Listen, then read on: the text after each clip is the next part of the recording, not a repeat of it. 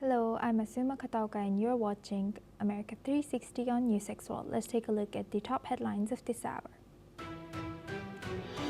Indian Prime Minister Narendra Modi has rolled out the red carpet for Russian President Vladimir Putin as all eyes are on the 23rd annual India-Russia summit, deepening defense cooperation, civil nuclear ties, and augmenting trade to $100 billion by 2030.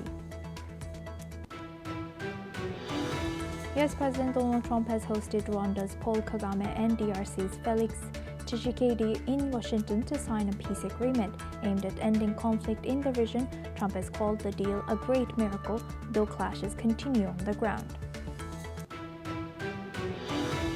Germany's foreign minister says the country does not need outside advice after US President Donald Trump's administration released a new strategy document that strongly criticizes allies in Europe. Mexican President Claudia Sheinbaum will be meeting US President Donald Trump and Canadian President Mark Carney this week. Her visit coincides with the USMCA review to discuss trade, US tariffs, and strengthening North American ties. FIFA will introduce a new annual award, FIFA Peace Prize. Football unites the world, with US President Donald Trump among the contenders during the 2026 World Cup draw in Washington, D.C. Protesters were removed from a New Orleans City Council meeting for opposing an ICE immigration crackdown as federal agents target the city in the Trump administration's broader operations against immigrant communities. Japan expresses concerns after reports that China deployed an unusually large number of naval and Coast Guard vessels across East Asian waters. China had positioned more than 100 ships at one point, marking its biggest maritime show force so far. China has urged restraint as U.S. military activity near Venezuela rises, backing Maduro's sovereignty and opposing foreign interference, while Venezuelan President Maduro has highlighted China's support amid growing U.S. pressure.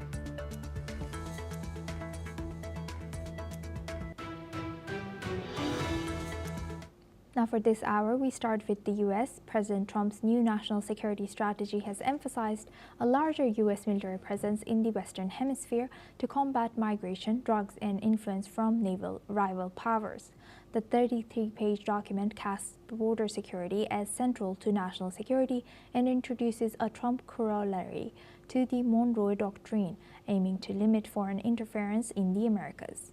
It highlights stronger U.S. ties with Latin American nations, strategic resource access, and private sector investments.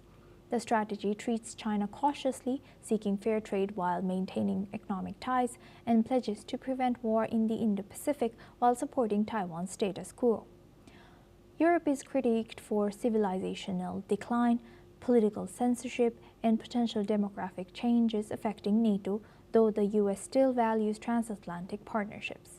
Russia receives limited criticism, and Ukraine's conflict is framed as a negotiation priority. The document stresses traditional American values, culture, and family, portraying Trump as a president of peace using unconventional diplomacy.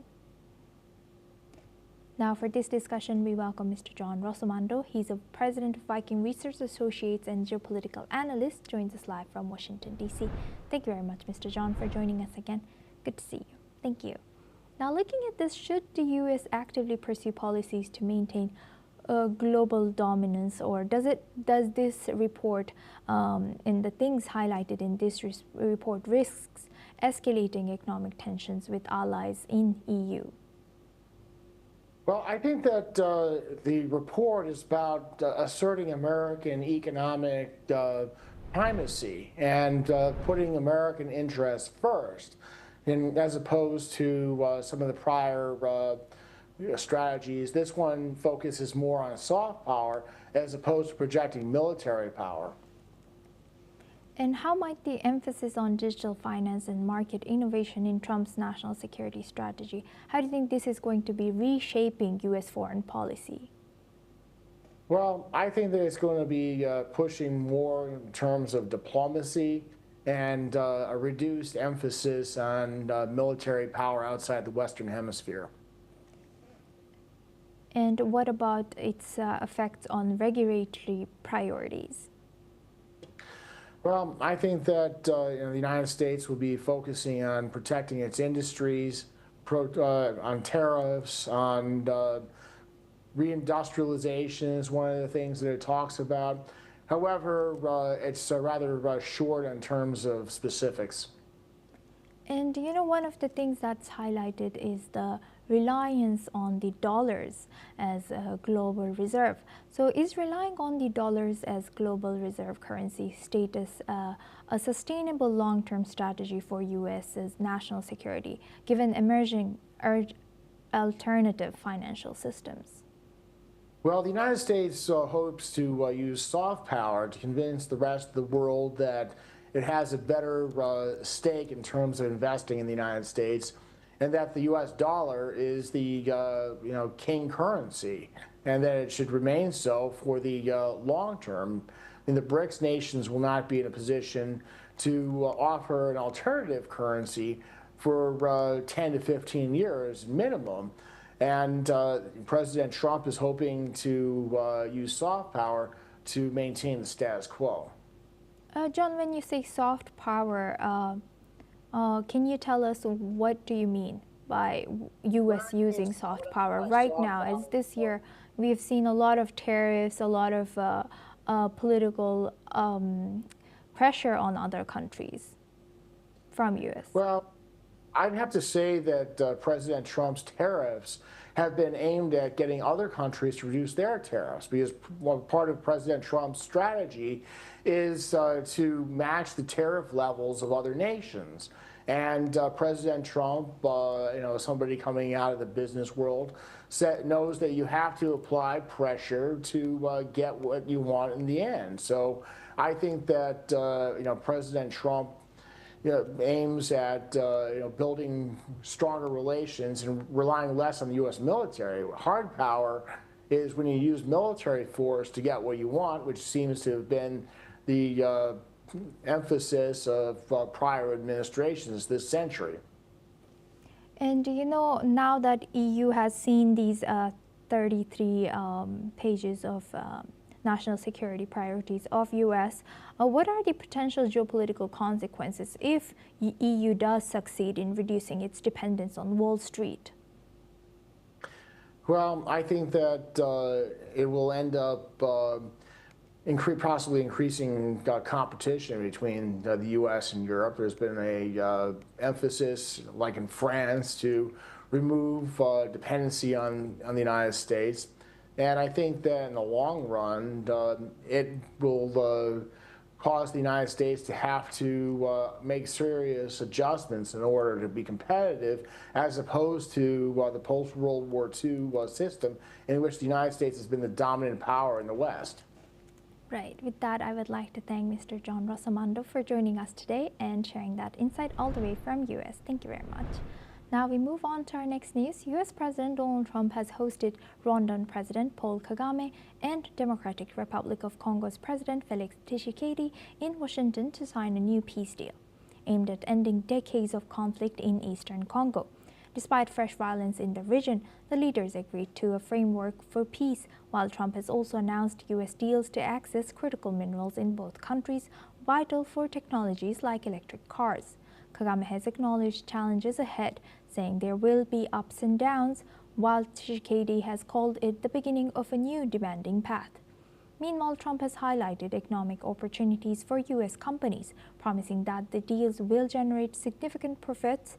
The signing comes months after an agreement back in June following M23 rebel advances in eastern Congo, where the UN says Rwanda supports the group. Both sides have accused each other of violating ceasefire commitments. The new accords aims to stabilize the region and curb the ongoing violence. Now, for this discussion, we welcome Mr. Raymond Vickery. He's an international affairs expert and also former U.S. Assistant Secretary of Commerce. Joins us live from Washington, D.C. Thank you very much, Mr. Raymond, for joining us again. Good to see you. Now, as we know, there's fresh violations and conflicts continue in the ground. What could be challenging, or what are the challenges that investors face as U.S. Welcomes investors to start investing in DRC and Rwanda?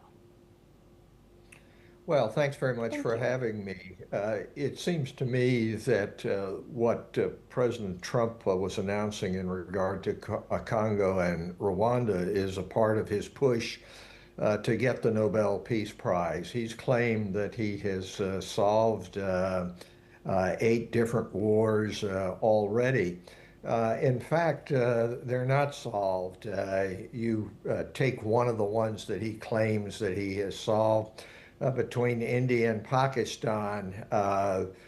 India has flatly contradicted the role of President Trump in the ceasing of hostilities earlier this year. In regard to Congo and Rwanda, there is ongoing violence. It is to be commended that President Trump seeks peace, and that's always much better than seeking war. But the fact is that you need an overall strategy, and you need partners in order to wage peace, just like you wage war. And unfortunately, the president's mindset is not one of having a strategy and partners. It is having a transaction, as he was accustomed to as a real estate developer. And he wants to come out on top in each of these transactions rather than building a relationship. The fact is that people are not going to invest and have economic development unless there is security. You can't expect people to be risking their lives in order to do a business deal. President Trump doesn't see it really that way. What he sees is a transaction in which he can claim victory and show that he is worthy of the Nobel Peace Prize. My view is that this is very short-sighted and does not lead to lasting peace and prosperity. So what do you think, what lies in for long-term solution for this, in particular to this region? Well, long-term solution requires, as I said, a strategy and partners. It is not the intervention of one power. The Organization of African Unity should be involved, other multilateral organizations, in order to have a coalition which will see that the peace is kept. That's the long-term way forward. It's not to say we've got a transaction, we've got an agreement, I've won, and then move on to the next situation. He's tried this with Ukraine. Obviously, it hasn't worked. He's claimed victory in regard to Gaza, but in fact, there are continuing hostilities there, and much of that plan hasn't worked out. So it's great that President Trump seeks to be known as a peacemaker. The problem is having a strategy and partners multilaterally to make it work over a long period of time. You know, since World War II, we have tried to have this multilateral approach, and largely it has kept the peace and has provided for unparalleled prosperity in the world. Unfortunately, President Trump is rejecting the principles upon which United Nations Charter is founded, and has rejected a multilateral approach. My prediction is that this may produce some short-term praise for the president, praise which he'll largely heap on himself, but it's not going to lead to stability and the kind of peace and prosperity that is necessary in the long term. 100%. Thank you very much for highlighting that. Please stay with us as we come back to you for our next discussion as well. Now, moving on and adding Switzerland to the picture, Switzerland has said that the Swiss government has adopted a draft negotiating mandate for a trade agreement with the United States. The next step is to consult with the Parliamentary Foreign Affairs committees and Switzerland's 26 cantons on the draft. The United States and Switzerland have announced that a framework trade agreement last month that includes Washington slashing its tariffs on imported Swiss products to 15% from 39%, and a pledge by Swiss companies to invest $200 billion in the U.S. by the end of 2028. The aims of these upcoming talks are to consolidate the tariff concessions for Swiss goods imported into the United States reached in that deal and to stabilize bilateral trade relations. Now, for this discussion, we welcome back Mr. Raymond Vickery. He's an international affairs expert and former U.S. Assistant Secretary of Commerce, joins us live from Washington, D.C. Thank you very much, Mr. Raymond, for staying with us. Now, looking at this, in what ways might Swiss investment commitments of $200 billion in U.S.-influenced transatlantic economic cooperation, also competition, and do you think this is realistic for them to achieve this within just 2 years, almost 2 years? Well, once again, this shows the Trump administration and President Trump's predilection for bilateral transactional kinds of deals. Since World War II, we have had a World Trade Organization. Before that, the General Agreement on Tariffs and Trade. We have had a system which works for building prosperity as well as peace by having certain principles involved, most favored nation, and a consensus approach. This has all been jettisoned by President Trump. The idea is, again, to go in and make a deal like you do as a real estate developer. The commitment, so-called, to put in $200 billion here and other billions elsewhere, if you look at what the commitment is, it's not really a commitment. It's an aspirational document that says we would like to do this, but as far as any enforcement mechanism, details, those are left in favor of President Trump being able to issue a press release saying he's done something. The fact is, the president in international trade is very good at creating a problem.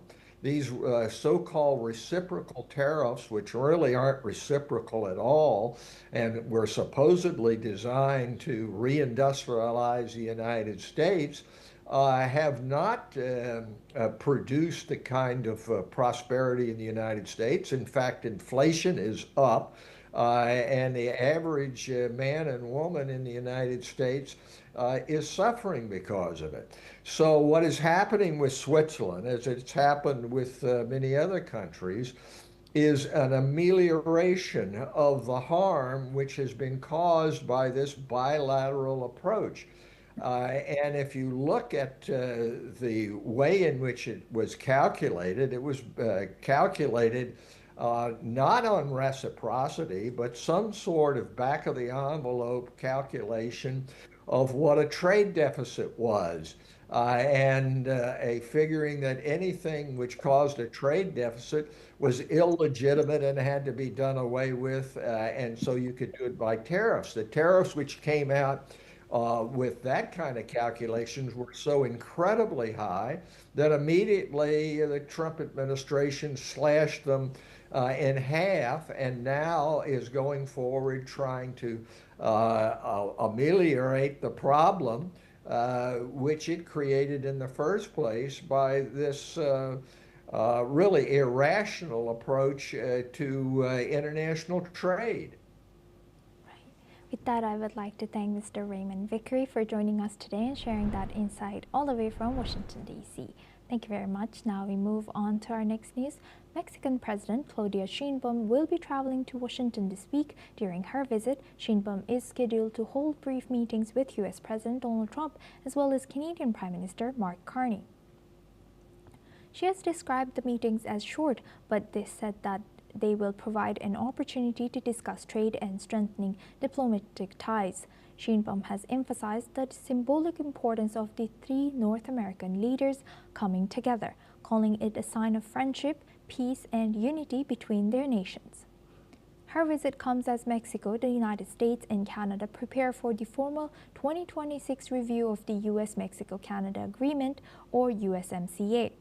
This review will address rising U.S. tariffs and potential renegotiation demands. The USMCA, which replaced NAFTA in 2020, requires a joint review 6 years after implementation. Now for this discussion, we welcome Mr. Robert Cantor. He's an international media commentator, joins us live from New York. Thank you very much for joining us. Welcome to NewsX World.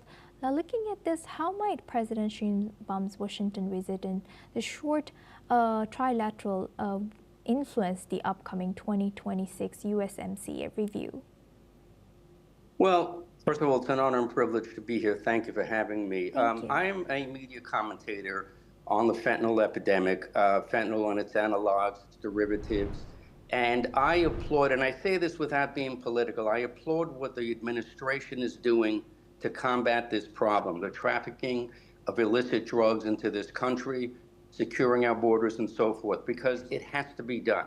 This is a form of warfare when you have tens of thousands of American lives lost. I mean, if you can imagine we invaded a country, let's just say whatever country it is, and we lost 100,000 personnel in our military, all right?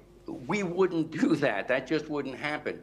Fentanyl and illicit drugs coming into this country is still a national emergency. And it's not a sexy story that's in the news right now, but please don't minimize it. So when we have a reduction in overdose fatalities, it's still a national emergency. My opinion is that the administration is doing what needs to be done to solve this problem. Again, I am not, my media contacts go very high up in the government, but I don't have access to classified information. I can't tell you exactly what the strategy is, but I can tell you that China is not going to cooperate, or I should say the CCP, the Chinese Communist Party, because it's not all Chinese people. The Chinese people are fine people. They produce what's called those precursor chemicals. You've heard it before, fentanyl and its analogs, its derivatives. China has tens of thousands of chemical manufacturing plants. And then some of those chemicals are sent here. It used to be through the de minimis loophole. Most of it is sent to the Mexican cartels, Sinaloa, Jalisco New Generation, and other emerging ones. And we don't have the manpower and the infrastructure at our borders to stop this flow into our country, to stop these illicit drugs from killing our citizens. So it makes sense that the only approach is military action. And President Trump didn't move these military assets into the Caribbean to take out speedboats. He's sending a clear message. He will come in. There will be boots on the ground because this is the only solution. So to your point in this discussion, that's what this meeting is about. Both of these countries, and there are more illicit drugs coming from Canada through the Canadian border, nothing like the southern border, but it is still a problem. That's what this meeting is about. President Trump is all out in addressing the fentanyl epidemic. And now there are fentanyl, and there's xylazine, and methamphetamine is making a comeback, and cocaine is being poured into Europe. I mean, the problem isn't going away. That's what this meeting, in my estimation, is about. That's what my media contacts tell me. And Yes. that's what's really most important right now. Our harm reduction approaches can only do so much in this country. They're fantastic, following the Portugal model of harm reduction and safe injection sites and, wider access to naloxone. That's all wonderful, and there's wonderful organizations that do that, but we're very limited in what we can do. Right, thank you for sharing that. And Mr. Robert, now, of course, other than fentanyl, I'm assuming there would be other things that would be in the table as well. So how might differing approaches by Canada and Mexico and US towards this renewing of the trade deals affect their bargaining power and trade review process in terms of USMCA and CUSMA? This isn't really about negotiation. As I said, the severity of this problem is not something that President Trump is there to negotiate with. This isn't a trade of precious metals and precious minerals. This is life and death for American citizens. It's government top down. And if the governments of Mexico and the governments of Canada are not going to take stringent action on what needs to be done coming through our borders, President Trump will. A lot of people don't know this, but President Trump's brother, Fred, died of alcoholism. Alcohol is a substance. He suffered from substance use disorder, except it was alcohol as the substance. It's the same thing. The drug itself doesn't matter. It's what's caused addiction. And so this is very, very personal for him. And I can assure you, this is not about going and saying, well, we'll lower tariffs and we'll, invest here and you just stop. No. This is at a different level. It's at the national emergency level. That's my opinion. And I really appreciate your time. That's my opinion as a recovery advocate and a media commentator, and I speak around the world on this as to what the purpose of this meeting is. I obviously don't have access to classified information. I do have access to media contacts that go way up to the government. You take that for what it's worth. But this would be very sensible to me. You have to applaud, like him or not, the work that he's doing to combat the fentanyl epidemic. Right. Thank you very much for sharing that expertise and insight for Mr. Robert Cantor as international media commentator from New York. Now we move on to our next news. The Pentagon has endorsed the AUKUS security pact between US, UK and Australia, confirming Canberra's plan to acquire at least 3 Virginia-class nuclear submarines over the next 15 years. The review, aligned with Trump's America First agenda, emphasizes that the pact should move full steam ahead. The deal, costing up to $235 billion over 30 years, aims to boost Australia's long-range strike capabilities in the Pacific, particularly against China, and includes technology for Australia to build its own submarines in the future. Officials have described AUKUS as a living agreement that will evolve over decades. The pact has survived multiple government changes in all 3 nations and marks a strategic pivot away from Australia's cancelled 2021 French submarine deal. And that's a wrap on America 360. Keep watching NewsX World for more news updates from around the world.